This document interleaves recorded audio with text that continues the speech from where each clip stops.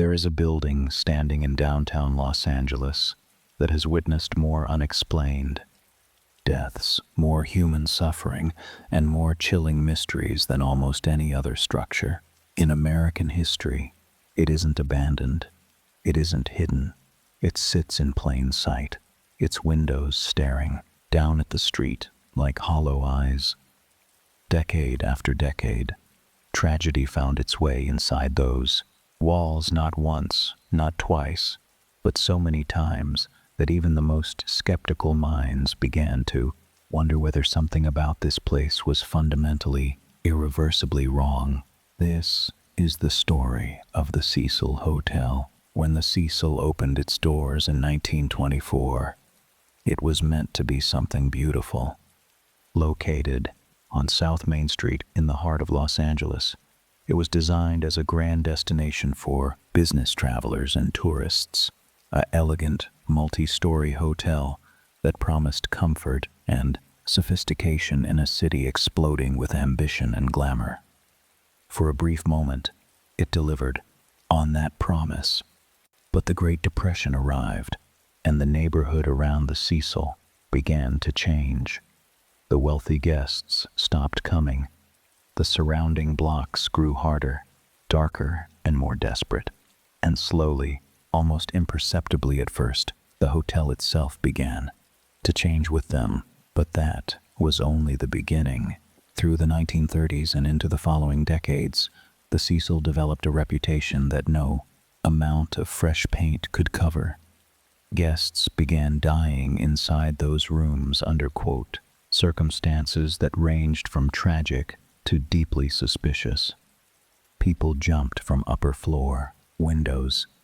Bodies were found in rooms that had been locked from the inside. Residents reported hearing things in the hallways at night, sounds that didn't belong, behaviors from fellow guests that felt deeply, unsettlingly wrong.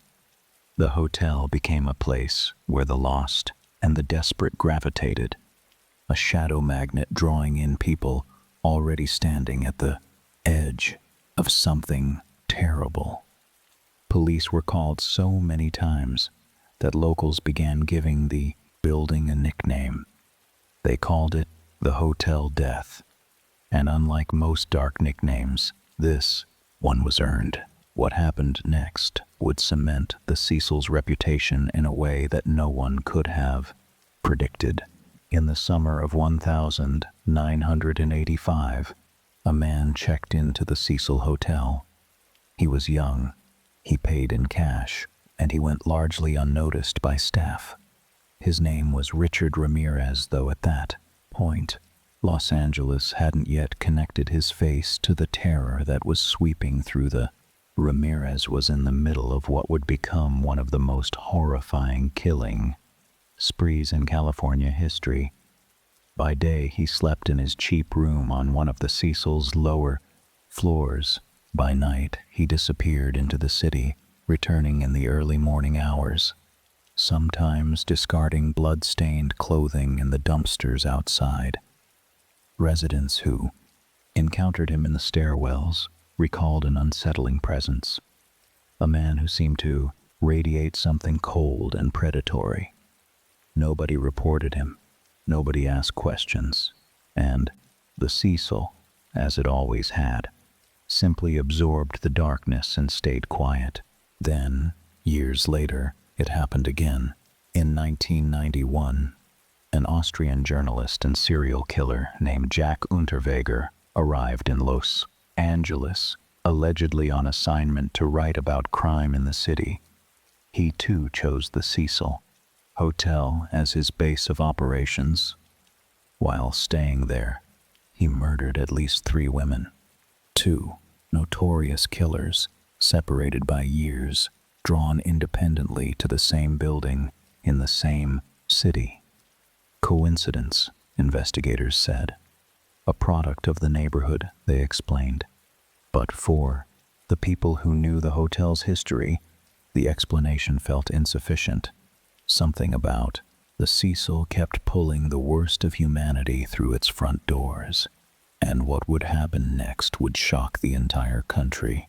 In January of 2013, a 21-year-old Canadian college student named Elisa Lam checked into the Cecil Hotel.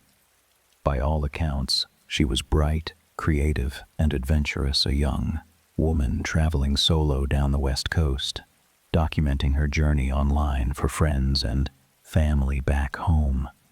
She was exactly the kind of person the hotel had rebranded itself to attract, operating now under a slightly different name in an attempt to shed its history. For the first few days, everything seemed normal, and then it didn't. On the 1st of February, Elisa Lam vanished. Hotel staff searched the building. Her family filed a missing persons report, and then investigators released something to the public that stopped people cold, a piece of elevator surveillance footage recorded in the days before she disappeared. In the video, Elisa is seen entering the elevator, pressing multiple floor buttons, and then stepping back and forth through the doors, as if hiding from someone in the hallway. She peers around the corner. She gestures with her hands in ways that are difficult to describe, fluid, strange, almost rhythmic. The elevator doors, inexplicably, do not close. Minutes pass. She eventually walks away down the hallway, and the doors finally shut. She was never seen alive again. The footage spread across the internet like wildfire. Millions of people watched it, and millions of people felt the same thing watching it. Something was deeply, profoundly wrong with what they were seeing. 3 weeks after her disappearance, guests at the hotel began complaining about water, low pressure, strange color, and unusual taste. Maintenance was sent to the roof. What they found inside one of the large rooftop water storage tanks was a discovery so disturbing it temporarily paralyzed the investigation. Elisa Lam's body had been in that tank, a sealed, locked rooftop tank, accessible only through a hatch, for weeks. The official cause of death was ruled accidental drowning, with bipolar disorder listed as a contributing factor. But the questions didn't stop. How did she access a locked rooftop? How did she end up inside a sealed tank? How did the hatch close behind her? Investigators offered explanations, but none of them were fully satisfying, and the internet, already captivated, descended into one of the most intense mystery investigations the digital age had ever seen. Theories multiplied by the thousands. Some pointed to paranormal forces, citing the hotel's long history of death, and suggesting that whatever haunted those walls had finally reached out and taken someone. Others focused on her mental health, arguing that a dissociative episode could explain the elevator footage and her irrational movements. Still others suspected foul play, pointing to the physical impossibility of a person of her size, condition accessing and sealing herself inside that tank alone. No theory fully closed the case. No explanation fully silenced the questions, and that unresolved uncertainty became its kind of horror, the kind that lingers long after the news cycle moves on. The Cecil Hotel had become something it could never undo. By the time the Elisa Lam story faded from headlines, the Cecil had transcended ordinary notoriety. It appeared on lists of the most disturbing buildings in America. It inspired a season of American Horror Story. Dark tourists began booking rooms specifically because of the deaths, because of the history, because of Elisa.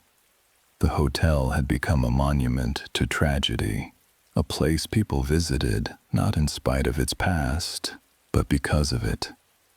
The building that once promised luxury had instead delivered something far more permanent, a legacy of suffering that no renovation could erase.